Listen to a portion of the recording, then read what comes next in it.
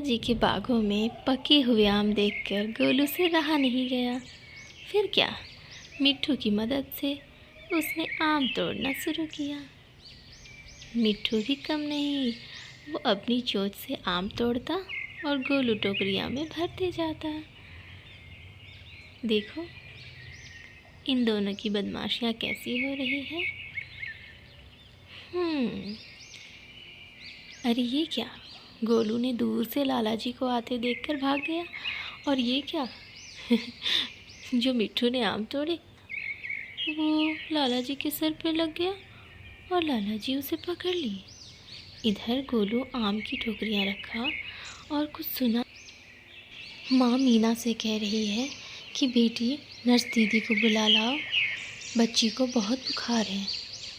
इतना सुनते ही मीना अपनी साइकिल उठाई और चल पड़ी सरकारी अस्पताल की ओर।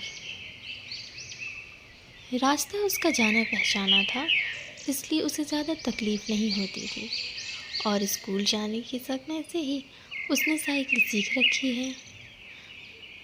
बस फिर क्या, वो काफ़ी तेज़ गति से साइकिल चलाने लगती है।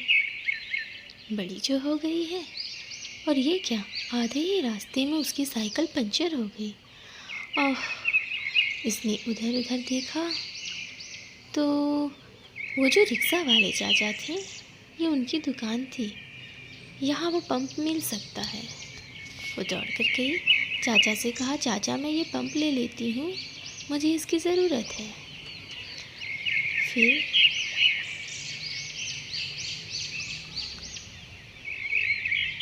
फिर उसने अपनी साइकिल में हवा भरना शुरू किया।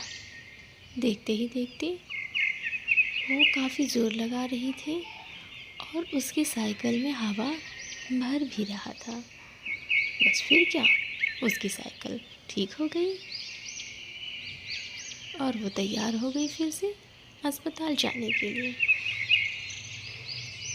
उसकी साइकिल अब ज़्यादा तेज़ चल रही थी।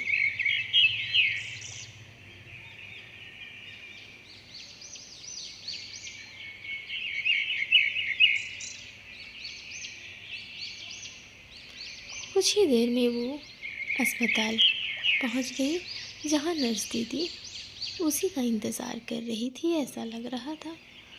वो जाकर नर्स दीदी से कहती है कि माँ ने आपको जल्दी बुलाया है, मेरी छोटी बहन का बहुत ही तेज़ बुखार हो रखा है।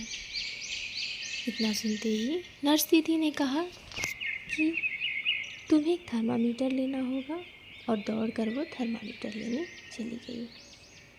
अरे ये क्या, ये तो उसी लाला जी का दुकान है और ये मिट्ठू को बंद करके रखे हुए है। फिर क्या, मिट्ठू ने मीना को देखा और ज़ोर ज़ोर से पिंजरा हिलाना शुरू कर दिया।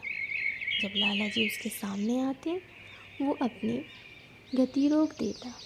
फिर जैसे ही लाला जी चले जाते वो अपनी गति को तेज़ करता, क्योंकि मिट्ठू को पता था कि ऐसा करने से पिंजरा गिर सकता है और वो उड़ जाएगा।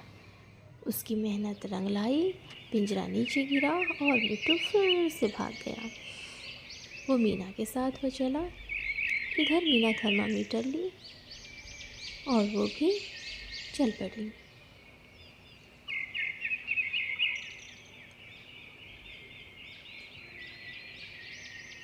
अब दोनों घर पहुंच चुके थे।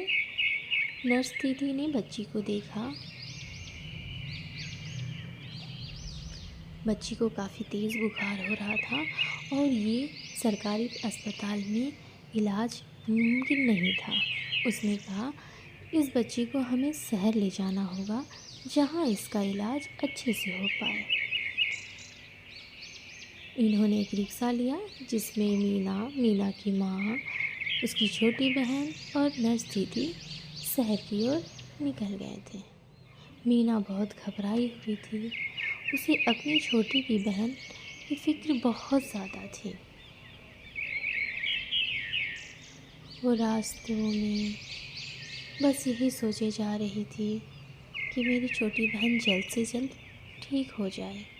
माँ भी काफ़ी परेशान थी कि मैंने तो अपनी बच्ची का बहुत ध्यान रखा, फिर इसको इतना तेज़ बुखार कैसे हो गया? दोनों ही अपनी चिंता में डूबे हुए थे। एक दूसरे से बात क्या ही करते। चुपचाप सब मंत्रमुग्ध थे कि अब क्या होगा, आखिर क्या होगा।